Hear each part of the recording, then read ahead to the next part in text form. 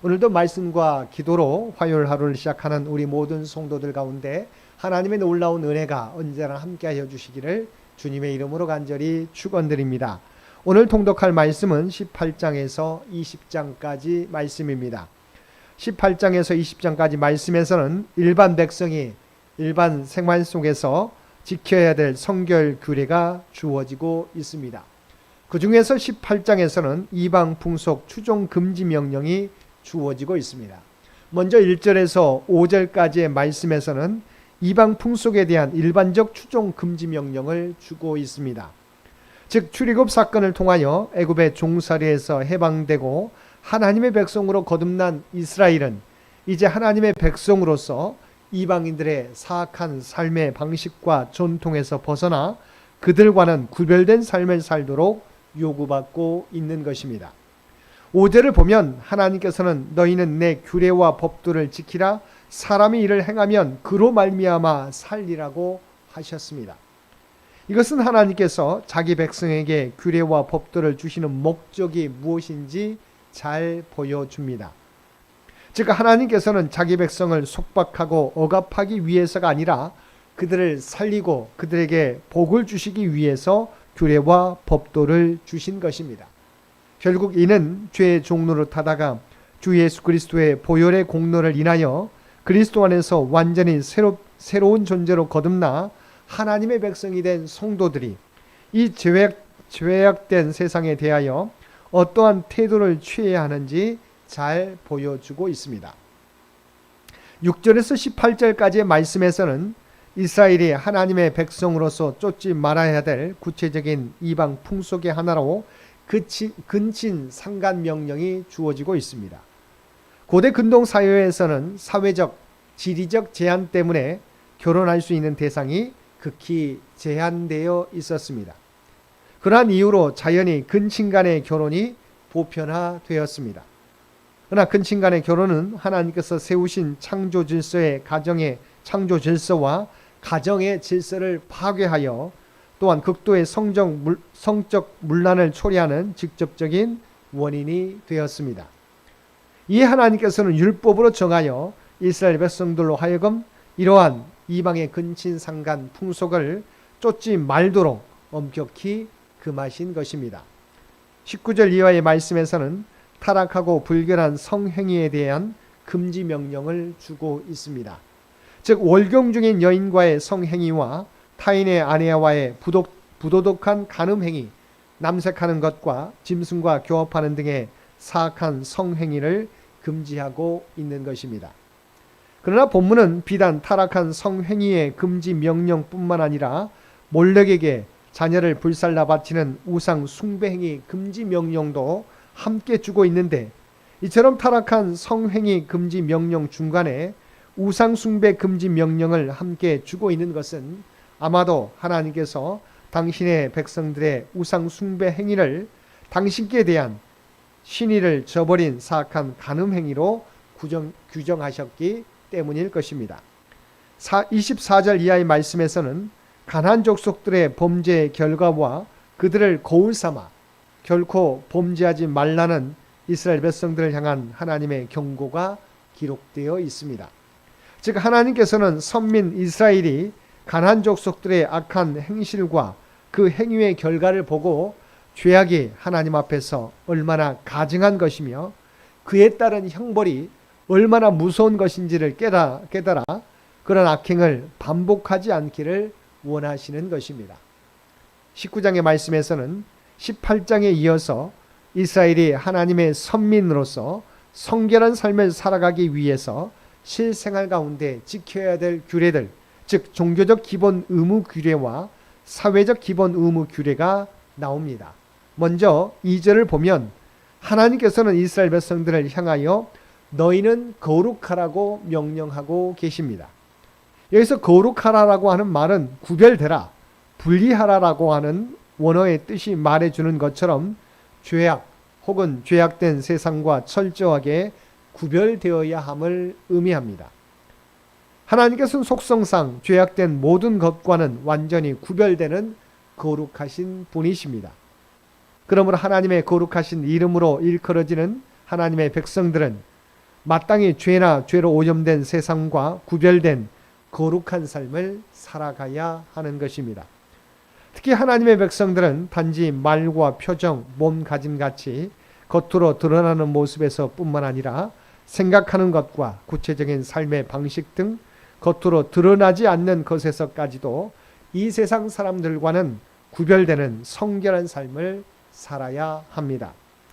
사회적 기본 의무 규례에서는 하나님의 백성들이 서로 간에 어떠한 관계를 유지하며 살아가기를 원하시는지를 잘 보여주는데, 한마디로 말한다면 서로의 권리를 인정하고 존중하는 가운데 서로 사랑하며 살아가라고 하는 것입니다.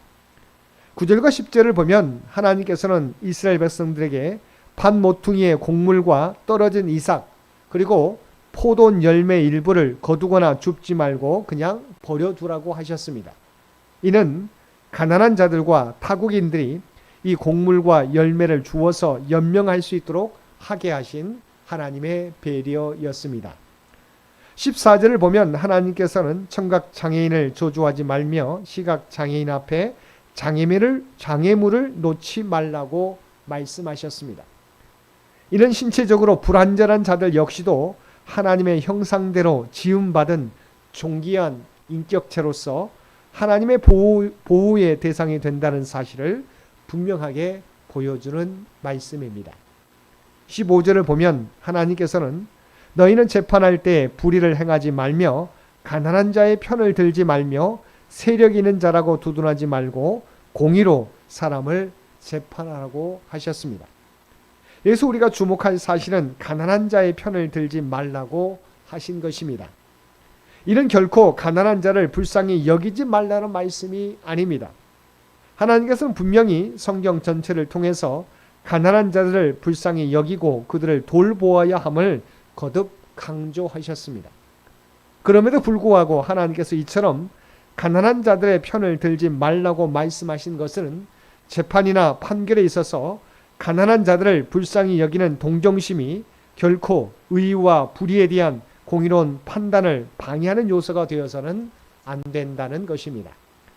19절 이하의 말씀에서는 기타 각종 일상생활과 관련한 규례를 주고 있습니다. 하나님께서는 이러한 규례들을 통해서 이스라엘 백성들이 이방인들의 생활 방식을 거부하고 오직 하나님의 백성으로서 신앙과 삶의 순수성을 유지하기 원하신 것입니다. 20장에서는 18장과 19장에서 주어진 이스라엘이 하나님의 선민으로서 마땅히 지켜야 될 성결 규례를 범한 자에 대한 처벌 규정을 말씀하고 있습니다. 특별히 하나님과의 수식적 관계에서 지켜야 될 성결에 대한 규례를 범한 자들에 대해서는 모두 극형으로 다스리도록 하였습니다. 이러한 처벌 규정은 하나님께서 당신의 백성에게 얼마나 성결한 삶을 요구하고 계시는지 잘 보여줍니다. 특히 직접적으로 범죄를 저지른 사람들 뿐만 아니라 그 범죄를 방조한 사람까지도 간접적으로 그 죄에 가담한 것으로 간주되어서 범죄를 저지른 사람들과 동일하게 심판을 받게 될 것이라고 말씀하고 있습니다. 이는 우리에게 죄에 대해서 적극적으로 싸워서 없애지 않으면 안 된다는 사실을 교훈해 주고 있습니다. 7절을 보면 하나님께서는 이스라엘 백성들에게 너희는 스스로 깨끗하게 하여 거룩하라고 말씀하고 있습니다. 이는 하나님께서 주신 모든 율법의 대명제로 자발적으로 성결을 또한 여러 규례들을 지키기 위해 힘쓰라는 말씀입니다. 즉 하나님의 강요나 요구 혹은 징계에 대한 두려움 때문에 마지못해 성결해지는 것이 아니라 스스로 죄악을 미워하고 거룩을 사랑해서 자신을 깨끗하게 하는 자라가 되라는 말씀입니다. 23절을 보면 하나님께서는 가나안 족속들을 가나안 땅에서 쫓아내시는 이유를 설명하셨습니다. 그것은 바로 가나안 족속들이 하나님께서 지금까지 규례와 법도를 통하여 금지시키신 모든 가증한 악행들을 행했기 때문이라는 것입니다. 다시 말해서 하나님께서는 이스라엘 백성들을 편애하시거나 이유 없이 가나안 족속들을 미워하시기 때문에 그들을 가나안 땅에서 쫓아내시는 것이 아니라 그들이 극악한 죄악을 끊임없이 저지르기 때문에 그들을 쫓아내라는 말씀입니다. 이는 인간이 하나님께로부터 받은 축복을 왜 누리지 못하고 비참한 삶을 살아가게 되는지에 대한 설명이 됩니다. 24절을 보면 하나님께서는 가나안 땅을 젖과 꿀이 흐르는 땅이라고 말씀하셨습니다. 그러나 사실 가나안 땅은 중부의 평원지대를 제외하고는 그리 비옥한 땅이 아니었습니다. 그럼에도 불구하고 하나님께서 가나안 땅을 젖과 꿀이 흐르는 땅이라고 표현하신 것은 하나님께서 이스라엘 백성들과 함께 하시기에 얼마든지 그 땅은 기름지고 비옥한 땅이 될 수 있었기 때문입니다. 그렇습니다. 우리가 복 있는 백성이 된 것은 그리스도를 통해 구원받았기 때문임과 동시에 전능하신 하나님이 언제나 우리와 함께 하시기 때문입니다. 하나님이 언제나 우리와 함께 하시기에 고난과 역경 속에서도 우리는 담대히 믿음의 길을 한 걸음 한 걸음 걸어갈 수 있는 것입니다.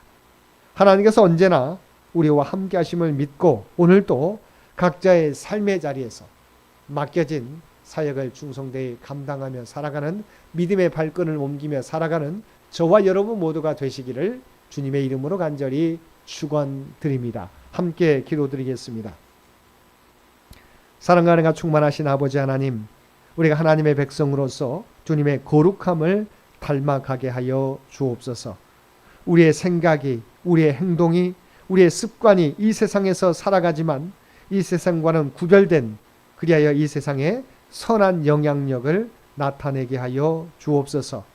우리의 삶의 모습을 통하여 주님은 세상 가운데 나타내며 살아가는 우리 모두가 되게 하여 주옵소서. 특별히 이 나라 이 민족과 함께하여 주셔서 그래서 친히 함께하시고 인도하여 주시기를 원합니다. 하나님의 선한 도구로 사용하여 주옵소서.